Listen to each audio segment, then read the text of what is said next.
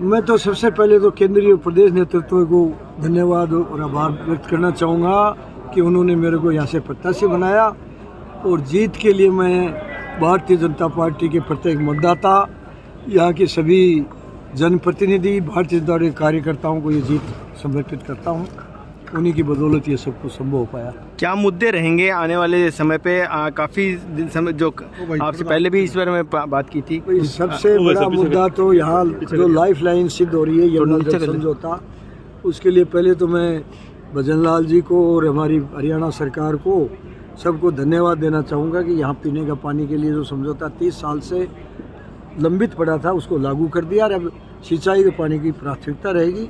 उसके अलावा झुंझुनू में 20 साल से यथास्थिति बन रही है, विकास के नाम पर कुछ नहीं किया जा रहा, तो यहाँ के जनप्रतिनिधि उदासीनता के कारण उसको दूर करते हुए यहाँ विकास को आगे बढ़ाएंगे और हमारे जो भी पेंडिंग बातें हैं उनके अलावा आने वाले समय में चाहे किसान की बात हो, शिक्षा, स्वास्थ्य, चिकित्सा, रोजगार, सभी विषयों पर महिला सुरक्षा, महिलाओं के कल्याण की पार्टी की जो भी योजनाएं उनको अंतिम छोर तक पहुँचाने, ये सभी विषय हमारे संज्ञान में लेते हुए समय समय पर प्राथमिकता आधार पर आगे बढ़ेंगे और निश्चित रूप से झुंझुनू में एक सुशासन और पारदर्शिता के साथ मैं जनप्रतिनिधि के रूप में काम करूँगा। पिछले काफ़ी समय से कांग्रेस जीतती आई है, लेकिन इस बार कांग्रेस तीसरे नंबर पर गई, तो क्या लगता है कि आने वाले समय पे अब कांग्रेस का सुपड़ा साफ है, हमेशा के लिए बीजेपी कायम रहेगी? हाँ, भारतीय जनता पार्टी का विजन है वो कोई 5 साल के लिए नहीं होता है। भारतीय जनता पार्टी आज 2047 को विजन लेके चल रही है, तो ये नहीं होगा एक बार बीजेपी एक बार कांग्रेस, ये परंपरा खत्म हो चुकी है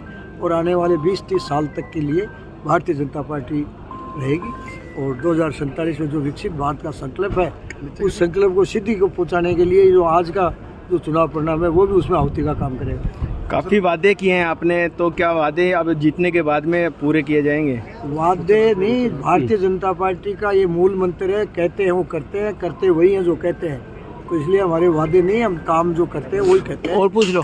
और भजन लाल जी और मोदी जी इसका आपके सामने उदाहरण है। सम्माननीय भजन लाल जी ने अपने बजट घोषणा के 10-11 महीने में 50% कार्य पूरे कर दिए और मोदी जी ने देश विदेश में जो पराकाष्ठा पर अपने देश की इज्जत को बढ़ाया है, वो सभी विकास भी है, उसमें विदेश नीति भी है और पड़ोसी देश भी है। सारी चीज़ों को साथ लगते हुए अर्थव्यवस्था को मजबूत करते हुए 2027 में हमारी अर्थव्यवस्था तीसरी शक्ति बनने जा रही है और विश्व गुरु बनने की ओर अग्रसर है हमारा देश।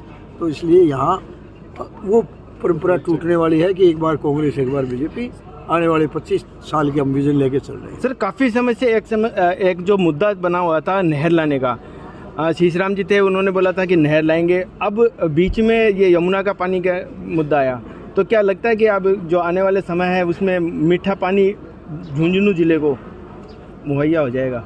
नहीं, आ ही गया ना, हर घर में नल जल की योजना है वो चालू है, काफ़ी काम हो चुका, आगे काम होगा। यमुना जल समझौता पेयजल के लिए लागू हो गया, हम तो सिंचाई का जल भी लाएंगे। वादा नहीं है, ये यथार्थ में करके दिखाएंगे, ऐसा नहीं है। सर, झुंझुनू की पुलिस लाइन के पास जो ओवरब्रिज बनाओ काफ़ी लंबे समय से अटका हुआ काम है, शीघ्र पूरा होगा।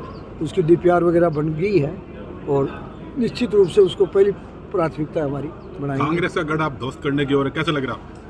अच्छा लग रहा है। एक ये गोदीवाद जो वंशवाद सालों साल से चल रहा था और अब मोदीवाद विजयी हो रहा है, बहुत अच्छा लग रहा है। क्या उम्मीद करेंगे आप मंत्रिमंडल में आने की? ऐसा कुछ नहीं, भारतीय जनता पार्टी एक लोकतांत्रिक पार्टी है, यहाँ किसी भी व्यक्ति को मंत्री मुख्यमंत्री बनाया जा सकता है। मैं भी एक साधारण कार्यकर्ता हूँ, पार्टी जो भी दायित्व देगी उसी में हम बिल्कुल खुश हैं। आपके बड़ी उपलब्धि है झुंझुनू में बड़ी उपलब्धि है, आपका लक्ष्य क्या रहेगा झुंझुनू में? कुछ बड़ी आपने विजन तय किया होगा अपनी तरफ से? तय ही है कि बता रहा हूँ ना, पिछले 20 साल से जो उदासीनता रही है उसको दूर करेंगे, जो पीछे काम होने थे, बैकलॉग है, उसको पूरा करेंगे। उसके बाद समय के अनुसार शिक्षा, स्वास्थ्य, सड़क, किसान, महिला सुरक्षा, हर तरह की जो भी विकास की बातें हैं और लोक कल्याण की जो गतिविधियाँ उनको आगे बढ़ाएंगे। एक लंबा सफ़र रहा है आपका, काफ़ी राज्य भी देखी है, अब जीत दर्ज की है, तो किस तरह से देखते हैं? कितने तो एक सिक्के के 2 पहलू हैं, जीतता वो हारता है, हारता वो जीतता है। ये तो सफलता असफलता हार तो होती ही नहीं है, कभी जीतता ही जीतता है आदमी जो भी काम करता है, उसमें हार कभी नहीं होता। बधाई हो साहब। धन्यवाद। ठीक है सर।